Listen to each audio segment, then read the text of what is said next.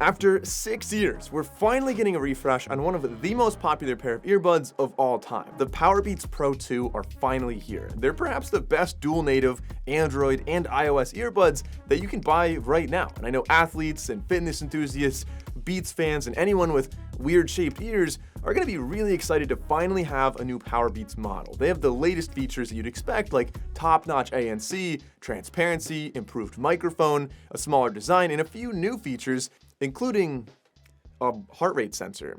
Yeah, we have to talk about that. Actually, we have a lot to talk about. I've been using these for over 2 weeks now, and this is my full PowerBeats Pro 2 review. Now, as always, full disclosure here, this video is not sponsored. Beats has no editorial privileges. They're not going to see this video before it goes live. Beats did let me get my hands on this review unit before launch, of course, but I'll be covering both pros and cons in this video, including one frustrating drawback I noticed that we'll get to later in the video. So let's start off with a rapid fire of the basics here. Same price as the AirPods Pro 2 at $249. They come in 4 different colors: purple, sandstone, orange, and black. The hook is a little bit smaller, a little bit lighter, definitely very malleable, but still very stable, very secure in your ears. The controls are, of course, a physical button on the letter B there, as well as a volume rocker on each earbud, so when you're wearing them, it's super easy to find. You just reach back and you can control it. That's great that they're buttons, because if you're working out and your hands are wet, or you're wearing gloves, or you're sweaty, literally, and if it's raining, capacitive touch sensors usually don't work, but these are always going to be reliable. They're always going to work for controls. And as far as the fit and comfort goes, I think it's no surprise. Like, you guys know AirPods fall out of my ears, so these are basically AirPods Pro that never fall out. Like, the only difference in the geometry here, you can see it looks a lot like AirPods Pro, is that they actually seem to point slightly up compared to AirPods, which kind of point slightly down. The buds do give me almost no fatigue. They're very ergonomic, although I can say I can feel them on the top of my ear a little bit, although that doesn't really amount to any significant fatigue. It's easy to forget these are really in my ears after really any amount of time. And of course, having that hook on the top, this is a one-size-fits-all hook, so it's not going to be something you replace and get different sizes. So at least for myself, I can say it seems to really form well on my ears. I can shake my head all I want, I can do a lot of workouts, and it never even moves. I think it's safe to say the PowerBeats Pro 2 are the most secure earbuds I've ever tried. But there is a variable for comfort, and the ear tips now come in 5 different sizes, all the way from extra small to extra large, and they have a new venting mechanism as well that should help keep ear pressure at a minimum. The only downside I've noticed after using these for 2 weeks is that sometimes the hook on the top can interfere with some sunglasses. You'll notice when you're putting them on, just having like 2 things stacked on top of your ear can be a little bit strange. But before we get into any more details with the earbuds, of course, the case is going to be a big part of this, like quite literally, although slightly less big than the old PowerBeats Pro. You see, this is now 33% smaller, but still like pretty ginormous. Like, compare these to the AirPods, not the Pro, just the new AirPods, and you can see just how drastic the difference is when you're deciding to get these over-ear hook earbuds. Like, you're going to get a much larger case with that. But the case finally does have wireless charging. It doesn't have Apple Watch charging, and it doesn't magnetically stick to MagSafe, but you can charge it on any Qi or MagSafe non-magnetically. You can charge it on those wireless chargers. And you really don't have to do that often. You get 10 hours in the earbuds and 45 hours when you include that case with adaptive ANC on. And with full ANC on, you're getting 8 hours in the earbuds, which is beyond impressive for a pair of earbuds, and you're getting 36 hours when you include the case. And that's kind of the benefit of having a larger design like this. Having that hook in there, there's some room for the battery in there as well. And with a 5-minute charge, you're actually getting 90 minutes in the earbuds. So specs on that side, I think are pretty solid. These are only IPX4 water resistant. I would like to see that a little bit higher, although I'll say functionally, I don't know if you really need it much more than IPX4. That's going to be sufficient for rain or sweat or anything like that. These have been tested according to Beats, and they really shouldn't be, you should have no problem. But at $250, I would like to see something a little bit more. Like, I've looked on Reddit, I see a lot of people talking about this. Like, if you drop these in a puddle, they probably won't break right away, like they won't be non-functional, but they might have distorted sound, they might have some other issues that could happen if you get these more wet than they're really supposed to. But I think for most use, as long as you're not dropping them in water or submerging them, IPX4 should be just fine for most people. Now, as far as features go, there are a lot of great features with Beats earbuds in general, specifically because they're dual native, meaning that they have the H2 chip in them, which means they work essentially just like Apple AirPods with your Apple devices. So audio sharing on Apple devices, meaning that if you're on a plane, you can both watch the same movie on one iPhone if you both have AirPods or if you both have Beats or one pair of Beats and one pair of AirPods. Or I think another even better use case for these specifically would be if you're running with a friend and you both want to listen to music, you can listen on the same phone and listen to the same music or podcast or whatever and run together, and it's kind of a cool experience you can have. Of course, these are using Bluetooth 5.3, so all the usual stuff like a really solid range, actually a very, very impressive range on these. They have mono mode, meaning you could listen to just one at a time, although you can't use the heart rate sensor if you do that. I'll explain that in a second. They also have Hey Siri integration. They have the ear fit test that's baked into iOS in general, so you don't really need to have, there is no app for iOS, of course, meaning that you just control the settings in your usual settings, just like other AirPods. They also have fast pair with iOS and things like that. But when you go over to Android, because these are dual native, they still work very well on Android as well, meaning you'll get the little pop-up when you open up the case initially to pair them. You'll have the Beats app, which gives you essentially all the same functionality you get on iOS over on an Android device, all the controls you'd want. These are also certified for Apple Spatial Audio. They have autoplay and pause, but unlike the AirPods Pro, these don't have a skin sensor. It's an optical detection sensor. I don't think that's a big issue because if you set them down, they're not going to roll like AirPods because they do have, obviously, the hook right there. So if you set them facing up, it will know that there's no skin there. If you set them down, obviously, it's going to think the table is skin and it's going to start playing. But again, not a big deal here. The buttons are nice, but I have to say I wish I'd be able to customize them a little bit more. At least right now on the app I'm using on Android, I'm not able to do that.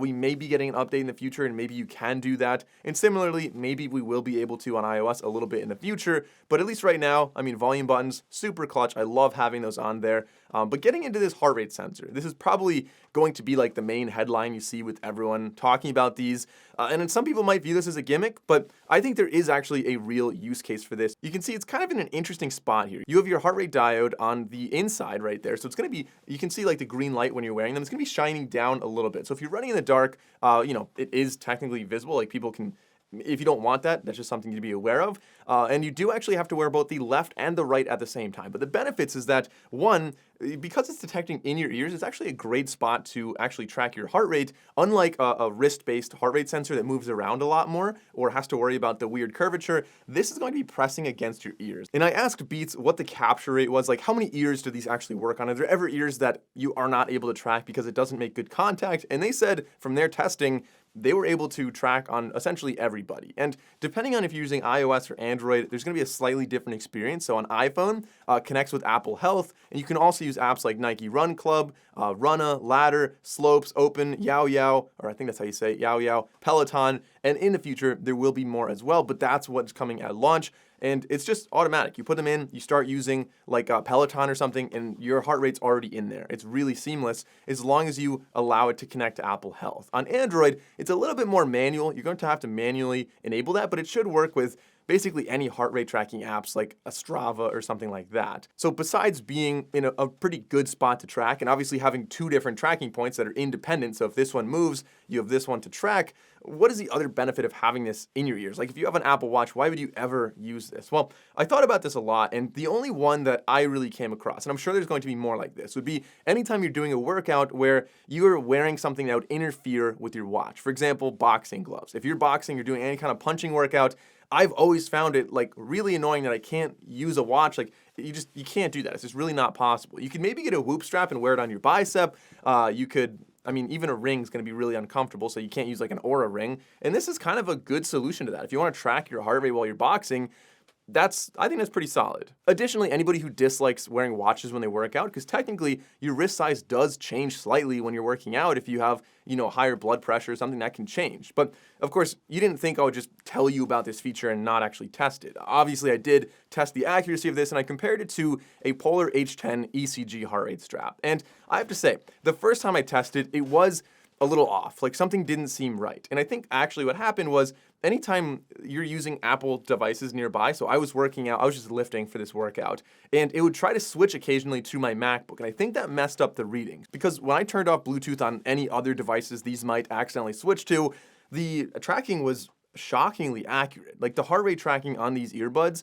was beyond impressive in my opinion. You can see the chart right here. It was almost lockstep with the Polar H10. Despite moving around fairly quickly, it doesn't sample as frequently as an ECG strap, but I think for most workouts, as long as you're wearing these correctly, you should be getting a really solid, accurate reading there. Okay, so heart rate sensing. Maybe you view that as a gimmick. Maybe you just absolutely would love having this. You do some kind of workout that you can't use a watch, and that could be fantastic. Leave a comment and let me know if you have any other use cases for that. But I think it's time to move on to some other earbud things, because these are obviously going to be more than just heart rate tracking devices. So let's start off with a microphone test. All right, so microphone test number 1. This is an indoor environment, of course, so pretty quiet. These do have 6 microphones total, so they should be sounding pretty good. Of course, with the H2 chip inside, we would be expecting better audio quality on an iPhone. Right now, I am recording this with my Galaxy S25 Ultra, so you should be getting slightly better call quality on the iPhone. But let me know how this sounds, and let's go outside and see what it sounds like in a much louder, noisier environment. All right, so I'm outside. It's pretty dark. You can probably barely even see me here, but there's a little bit of traffic behind me. Again, filming on Android, so let me know how this sounds and if you can hear what I'm saying. And of course, normally I include this way earlier in the video, but the active noise cancellation. It should really come as no surprise having the same chip inside as the AirPods Pro 2, that these do a really good job with ANC. They have a really similar fit, of course, so the seal is going to be really solid, meaning they're able to block a lot of sounds passively, but the ANC for my testing is essentially identical, or very, very close to identical with the Apple AirPods Pro 2, meaning you're getting excellent power, great ability to block low frequencies. They do a great job with wind. I haven't had any kind of wind problems with these. Crowd sounds, they crush those quite well. Also, they're not going to be performing as well as like the Bose Quiet Comfort Ultras, or even the Sonys for that matter. I think those are slightly ahead of these, but I would say the PowerBeats Pro 2 are probably top 5 best ANC in the industry right now. And as far as transparency goes, obviously that's very important as well. These don't sound quite as good as AirPods for transparency. Like, it's a very clean, very natural sound, but slightly quieter than I would like. A little bit muffled, like it sounds just a little bit like you're kind of covering your ears slightly. So wearing these, you won't forget that they're on your ears, but for the functional purpose of running outside and hearing a cyclist come behind you on a trail, like, yeah, these should be able to do that just fine. There's also very minimal white noise, so a much cleaner transparency than the older Beats, in my opinion. But like I said, you can hear everything and they function just fine. Oh, one thing to note though is that these are apparently not getting the Apple hearing aid suite of features, the test and the actual hearing aid thing that the AirPods are doing now. So that's kind of unfortunate, especially because this would give people possibly a better fit and more colors. Like, this one kind of looks closer in skin tone than like the just white AirPods, so maybe some people would appreciate that. However, at least right now at launch, that feature's not coming. As far as sound quality goes, well, these are Beats, so we kind of have to have certain expectations here. These don't have hi-fi codecs, but they will technically have a lossless audio with the Apple Vision Pro, and I tried them on. They don't really seem to interfere with the strap, so I think this is definitely a viable use case for them if you're using the Apple Vision Pro. I listen to a lot of songs with these. I think the simpler songs that don't have a ton of instruments, a lot of stuff going on, they actually do a pretty decent job. There's not too much bass, a pretty decent balance, I would say. The bass is more capable than the AirPods in my opinion, but not as overwhelming as you might expect from a pair of Beats earbuds. But these are slightly lower fidelity, so you don't get the best spatial reproduction of the sound. And like I said, it's going to be better for simpler songs. If you're listening to very complex music, like a lot of instruments going on, doing different things, the instrument separation generally has me turning the volume up a little bit more so I can hear everything in the song. The bass could be a little bit tighter, and overall, the sound does tend to be slightly more congested than I would like. I think having a little bit more clarity and detail and sharpness would really benefit these. But again, we have to keep in mind what we are reviewing here. These are not audiophile earbuds. They're not meant to be audiophile earbuds. They're Beats earbuds, and I think they're really meant for anybody who's going to be working out. So in those environments, how well do they actually perform? When, like, for example, when you're working out? Well, again, like I said, pretty balanced, pretty powerful. They definitely get much louder than I would ever use. Most earbuds, I rarely go above like 50%, and with these, they definitely hit plenty of volume around 50% there. And I like I said, I wouldn't go any higher than that for me personally. Some people would be more of a bass head when they're lifting, sometimes myself included. I like a lot of bass if I'm working out. So having an EQ would be nice. At least right now, there is no EQ option on Android or on iOS. Maybe we're gonna have an update on the Android app eventually, but that's something that I would like to see, to at least have different profiles, maybe when you're working out versus just working at your desk. But I think for most people working out, the sound on these is going to be just fine. They do also have personalized spatial audio capable with Apple spatial audio like I mentioned before. And ultimately, there are a lot of things to like about these earbuds, but not everything is perfect. So they have Apple seamless switching, which is great if you're using a lot of Apple devices, but they don't have true multi-point connectivity, meaning if you have a MacBook and an Android phone, or if you have an iPhone and a Windows laptop, you will not be connecting to both of them at the same time and switching. And despite having the H2 chip, it's not looking like these are getting the hearing aid features, as I mentioned before. Some other features that are missing, these don't have conversation awareness, where you can just talk and the ANC fades away. The case is still pretty gigantic, that's definitely a drawback, and there is no ultra-wideband feature for precision finding, although let's be honest, if you have the orange version and it's a giant case, it's going to be pretty hard to lose those. But just noting, the AirPods Pro are the same price, and those do have a speaker on the case, they have precision finding, and they have a skin sensor instead of an optical proximity sensor. But in conclusion with these earbuds, I know these are going to be top-selling earbuds. These are going to be very, very popular among the right crowd. Personally, I was fine with the Beats Fit Pro. I like them a lot. They're a little bit of a smaller case, and they stayed in my ears very, very well. But I have to admit, the hook over the top works even better. Like, I could literally do any workout out there, and these don't even come loose. Incredibly secure. So I like that a lot. Yes, the case is a little large and it lacks some modern features, but they excel for fitness earbuds. They do pretty much everything I would want at a very high level. So you're probably buying these for workouts first. And then maybe you also want to use them when you're traveling because they have great ANC. Maybe you want to use them when you're working because the microphones are solid. The sound quality isn't the primary focus here, but they definitely get the job done. And I think depending on the kind of music you're listening to, you can have a really good time with these earbuds. But ultimately, these are going to be for sports, for athletes, for any gym goers, anyone who's really working out, and they need earbuds that are very secure, very reliable, and just work, with buttons in every environment that you're using them in. And for that, I give these 2 thumbs up. I know that I'll be using them a lot, and I know a lot of other people will be using them as well. So let me know what you think about these in the comments below, and I'll see you guys in the next video.